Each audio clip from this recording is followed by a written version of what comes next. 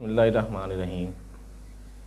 पहले तो मैं आप लोगों ने जो आज मुझे जिस चाहत से, जिस मोहब्बत से, जिस एहतराम से बुलाया यहाँ, उसके लिए मैं आपका इंतहाई मशकूर हूँ।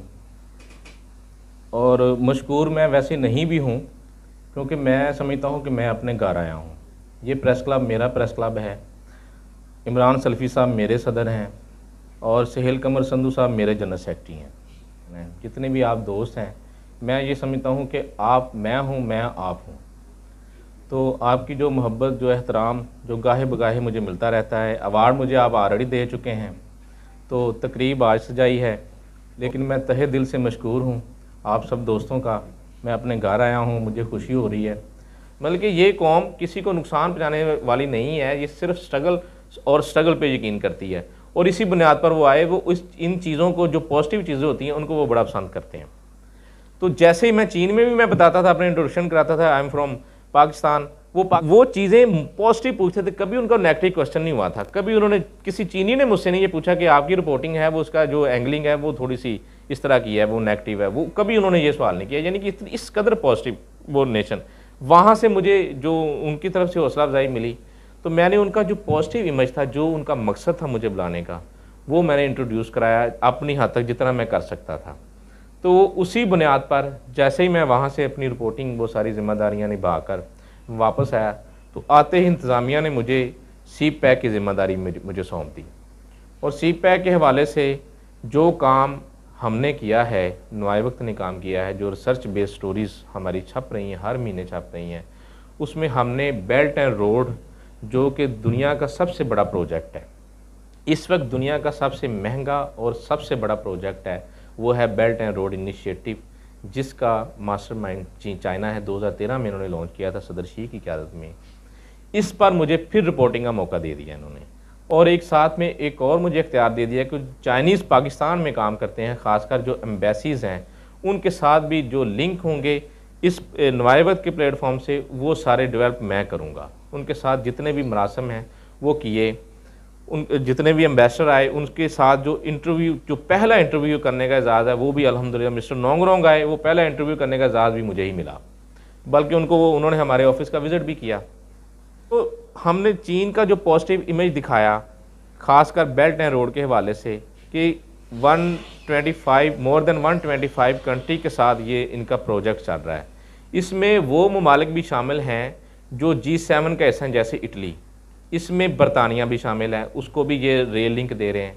इसमें वो बहुत बड़ी जो माशी ताकतें हैं, जैसे जर्मनी है, वो भी इनके साथ इंटरेस्टेड है, यूरोप के बहुत सारे ममालिक इसके साथ इंटरेस्टेड हैं। तो इस पर हमने वो जो चीज़ें छुपी हुई थी, जो हमारे लोगों को नहीं पता था, जो पाकिस्तान में नहीं पता था, वो हमने वो बताई अपनी कौम को। नेशन में भी आर्टिकल छपते हैं मेरे, और यहाँ भी नुआए वक्त में तो खैर मैं लिख ही रहा हूँ। फिर उनके इजाज़ में सबसे पहले जो जितने भी हम रिपोर्टिंग कर रहे हैं, जो लिख रहे हैं, वो सारा चीन के पास जा रहा है। जब चाइनीज़ को वो एंगलिंग, जिस एंगल से हम लिख रहे हैं, वो जैसे उनको मिली, उसको उन्होंने ऑब्ज़र्व किया, उसको उन्होंने फिर दूसरे जो और भी इदारे यहाँ पाकिस्तान में काम कर रहे हैं, इस्लामाबाद में बहुत सारे इदारे और भी काम कर रहे हैं, मीडिया ऑर्गेनाइजेशन बहुत सारी काम कर रही हैं, लेकिन जो हम काम कर रहे हैं नुआए वक्त के प्लेटफॉर्म से, वो कोई भी नहीं कर रहा। इस बुनियाद पर, और कुछ चीन में जो मेरी परफॉर्मेंस थी, उस बुनियाद पर उन्होंने मुझे पाक चाइना फ्रेंडशिप अवार्ड के लिए नामज़द किया। तो मैं वो अवार्ड लेकर तो नहीं आ सका, तो नेक्स्ट टाइम वो मेरी इस पर भी मैं वो ले आऊँगा। वो एक बेसिकली बड़ा उस पर लिखा हुआ है मेरा नाम, और मेरी तारीफ़ की हुई है उन्होंने।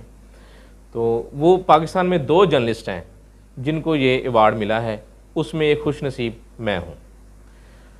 तो ये इसके पीछे जो सारी वजूहात हैं, वो यही हैं कि जो पॉजिटिव रिपोर्टिंग हमने की, जो पॉजिटिव उनकी जो करैक्टर, जो बिल्डिंग हमने की, उनके जो छुपे हुए जो उनके चीज़ें हैं, जो उनकी तरक्की के जो राज हैं, वो हमने दुनिया को दिखाए। तो अब भी उनका लैंग्वेज बैरियर है। हम जिस तरह हमारी इंग्लिश पे दस्तरस है, या हमारे स्कूलों में जिस तरह इंग्लिश पढ़ाई जाती है, इस तरह अभी चाइनीज़ यहाँ नहीं पढ़ाई जाती। चाइनीज़ लैंग्वेज जो कल्चर को डेवलप करने का, या लोगों के साथ इंटरेक्शन का, या अपना G2G यानी कि लोगों से लोगों के जो राब्ते हैं, उसमें सबसे जो अहम किरदार अदा करती है वो ज़ुबान है। तो ज़ुबान का जो जो बैरियर हैं वो अब आके दूर होना शुरू हुए हैं।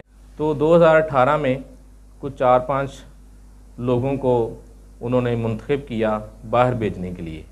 उसमें एक खुश नसीब मैं भी था, लेकिन जितने भी लोग थे वहाँ मेरे जो साथी थे वो सारे मुझसे सीनियर और मुझसे ज़्यादा पढ़े लिखे। तो ये किस्मत की बात थी कि वो कुरा मेरे नाम का निकला।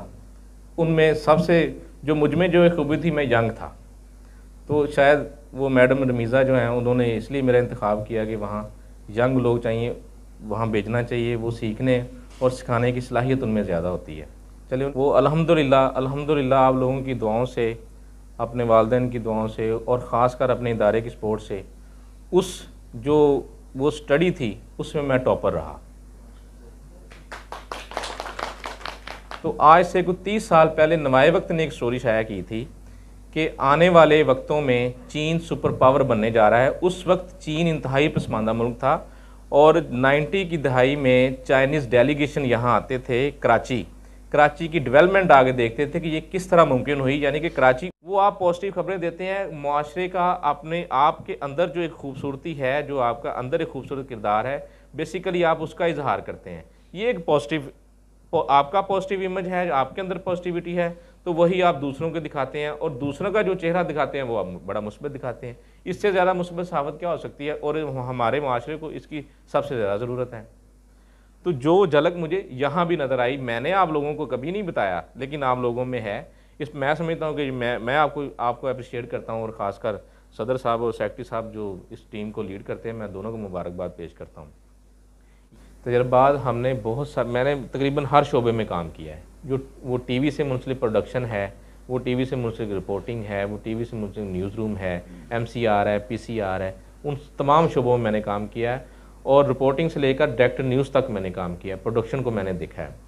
तो उन्होंने बताया कि आतिशज़दगी लफ्ज़ है, जैसे ये एक मुश्किल लफ्ज़ है। आप अगर आतिशज़दगी मतलब आग लग गई, आप कहें कि भाई आग लग गई, उसको आतिशज़दगी का जो आसान लफ्ज़ है वो आग लग गई, वो आतिशज़दगी एक मुश्किल लफ्ज़ है। तो इस तरह और भी बहुत सारे अल्फाज हैं जो आम कारी को समझ आएँ, जो आप लोगों को बेसिकली आप एजुकेट कर रहे होते हैं। और एजुकेट किया लोगों के, एक तहरीक जो मुहर्रक तहरीक थी जिसको हम नतीजा खेज बना सकें कि हमें पाकिस्तान के लिए, वो हम कामयाब हुए मीडिया की वजह से। यानी कि मीडिया का आज भी जो किरदार है, जो रोल है, वो सबसे ज़्यादा अहम है। सबसे ज़्यादा अहम मीडिया का किरदार है, हुकूमत से भी ज़्यादा। हुकूमत की खबर जब मीडिया नहीं फ्लैश करता तो हुकूमत किसी काम की नहीं है। अपोजिशन की खबर मीडिया नहीं उसको नहीं जगह देता तो वो अपोजिशन किसी काम की नहीं है। मीडिया का आज भी जो रोल है वो लीडिंग रोल है। तो इसलिए आप पर और हम पर ये ज़्यादा जिम्मेदारियाँ आती हैं कि हम अपनी कौम की जो पॉजिटिव बिल्डिंग इमेज है वो हम करें, और उसके लिए ये जो चीज़ें हैं कि हम पॉजिटिव पहलू दिखाएं। हमारी जो अच्छाइयाँ हैं, मतलब मुसब्बात की जो हिस्ट्री है वो बड़ी शानदार है। यहाँ आपके साथ ये पंजाबी खोज गार्ड है, और यहाँ इदारे आ गए हैं, अखूबत वाले यहाँ आ गए हैं।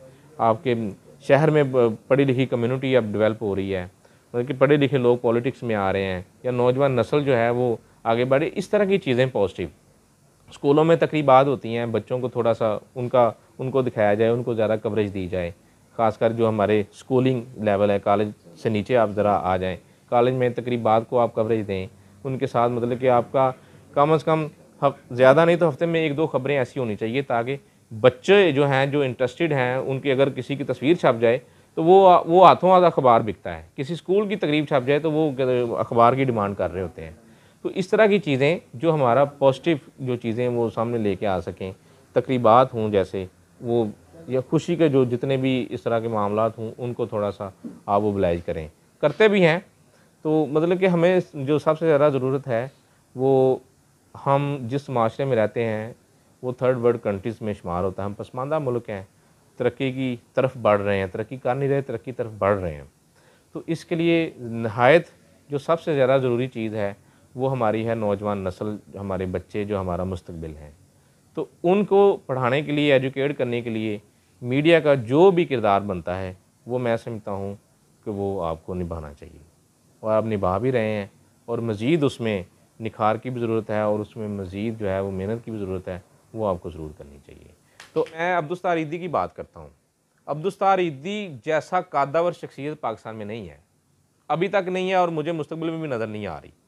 उनका बेटा अगरचे उस मकसद, लेकिन वो बेटे से पहले जो उन्होंने इनिशिएटिव लिया है, जो उन्होंने जिस तरह वो काम किया है, पता नहीं वो कितने यतीम बच्चे हैं उनकी बल्दियत में उनका नाम है, कितने बेसहारा बच्चे हैं, बच्चियाँ हैं, उनकी बल्दियत में उनका नाम है, कितने के वो बाप हैं। मतलब कि जो उन्होंने काम किया है, इसके बावजूद उनको शुरू में कितनी मुश्किलात पेश आईं, लेकिन जब वो दुनिया से गए, जितना बड़ा उनका जनाजा हुआ, या जिस तरह लोग उनको आज तक खराज तहसीन पेश करते आ रहे हैं, खराज अकीदत पेश करते आ रहे हैं, आप इस बात को देखें कि अगर आप इस दामन को इंसानियत का जो जिसमें पहलू निकलता है, जो खिदमत जो बनती है, बल्कि मुझे वो बाबा अलीम शकील साहब आज मुझे याद आ गया, अल्लाह पाक उनके दर्जात बुलंद फरमाए, कि एक कमरा होता था, तो प्रेस क्लब था, वो शेर कमर संधू साहब वहाँ होते थे, मलिक साहब को भी मैं वहाँ देखता था। एक कमरा होता था, टूटा फूटा कमरा, टूटी फूटी कुर्सियाँ, बेंच पड़े होते थे। उस प्रेस क्लब का नाम क्या था? खिदमत मरकज़। मैं आप लोगों को समझता हूँ, आप मुझसे ज़्यादा काबिल लोग हैं, जितनी मेहनत और मशक्क़त आपको करनी पड़ती है, अपनी जेब से खर्च करना पड़ता है, हमें तो नहीं करना पड़ता, हमें तो इदारे तनख्वाहें देते हैं। तो आप लोगों की मुश्किल मैं समझता हूँ आप हैं सबके लिए रोल मॉडल, मेरे लिए भी आप रोल मॉडल हैं। तो मैं आपको अप्रिशिएट करूँगा, बल्कि मैं ये कहूँगा कि आपने इस सफ़र को, इस जो नेकी का खिदमत का जो सफ़र है बाबा अलीम शकील से शुरू हुआ है, आप उस पर कारबंद रहें, और यही सबसे आपकी जो ऑनर, इज़्ज़त, एहतराम, आपका जो इत्तेफाक, इत्तेहाद आपके इस प्रेस क्लब में है, वो इससे बड़ा और क्या इनाम हो सकता है। आप दूसरों के लिए एक मिसाल है। तो ये देखें ना, दुनिया में आपको इनाम मिला हुआ है इसका। अगर हमारे यहाँ पहले होता था कि हम बराह रास्त किसी पर इल्ज़ाम लगाते थे, अखबार अपनी बिहाफ पे कि उसने ये कर दिया, उसने वो कर दिया। अब थोड़ी सी उसमें जिद्दत ये आई है कि ये वाली बात वो किसी सियासी रहनुमा के मुँह में डाल देते हैं कि ये वो बात कहे, उसको फिर वो फ्लैश करते हैं, जिस तरह आजकल हमारी सियासत में हो रहा है, या जिस तरह सोशल मीडिया पे चल रहा है। सोशल मीडिया पे कोई भी बंदा कोई अहम रहनुमा ट्वीट करता है, वो खबर बन जाती है, उसको खबर बना के उस पर दूसरे मुखालिफ साइड से कोई मौक़िफ़ नहीं लिया जाता। बल्कि ये चीज़ें ऐसी हैं जिनमें बेहतरी की ज़रूरत है। तो ये इस तजर्बे से हम गुज़र रहे हैं कि न्यू मीडिया वो क्या है कि एक कोई आदमी अपने फाल पे, अपने ट्विटर अकाउंट पे कोई चीज़ लिख देता है, तो वो ना तो किसी उसने मीडिया प्लेटफॉर्म पे ये बात की, ना उसने किसी रिपोर्टर से गुफ्तगू की, ना वो किसी टीवी चैनल पे बैठा, ना वो किसी प्रोग्राम में बैठा, ना उसने प्रेस रिलीज जारी की, एक जस्ट ट्वीट की अपने अकाउंट से, तो वो खबर बन जाती है। हमने देखा है कि वो लीड स्टोरी छपती है, वो फ्रंट पेज पे सबसे नया खबर होती है वो। ये न्यू मीडिया, इस पर मैं ये समझता हूँ कि थोड़ी सी कदगनों की ज़रूरत है। कोई भी आदमी हुकूमत का नुमाइंदा है या अपोजिशन का नुमाइंदा है, वो ट्वीट कर देता है, तो वो ट्वीट को उस इदारे की ज़िम्मेदारी है कि वो उसको परखे, उसको हक़ाइक़ की रोशनी में देखे, उसके बाद उसको वो खबर के लिए जगह दे। तो ये इन तजर्बात से हम गुज़र रहे हैं। हमारी जो जैसे जैसे हम आगे बढ़ रहे हैं, तो ये जो मीडिया के हवाले से रोज़ जदीद चीज़ें आ रही हैं, इसमें जिद्दत आती जा रही है। अच्छा, दूसरा, मुझे आप लोगों के साथ जो ये मुस्तफ़ाबाद प्रेस क्लब है, इनकी ये बड़ा पॉजिटिव एक किरदार है, इस हवाले से आप बड़ा ख्याल रखते हैं। मोस्टली आप ओबलाइजिंग खबरें ही देते हैं, बल्कि यहाँ मेरे पास जो अपना अस्तार साहब बैठे हुए हैं, वो भी इस बात के गवाह हैं कि अगर वो यहाँ बैठे हुए हैं सहाफ़ियों के साथ, तो ये यकीनन ये भी इस बात की गवाही देंगे कि प्रेस क्लब का जो किरदार है इस हवाले से हमेशा पॉजिटिव ही रहा है, ख़ासकर मुस्तफ़ाबाद प्रेस क्लब का। और ख़ासकर जो ये जो क्लब है, जो आपके पास एक बड़ी शानदार बिल्डिंग मौजूद है, इस तरह की बिल्डिंग शायद पूरे कसूर में नहीं है।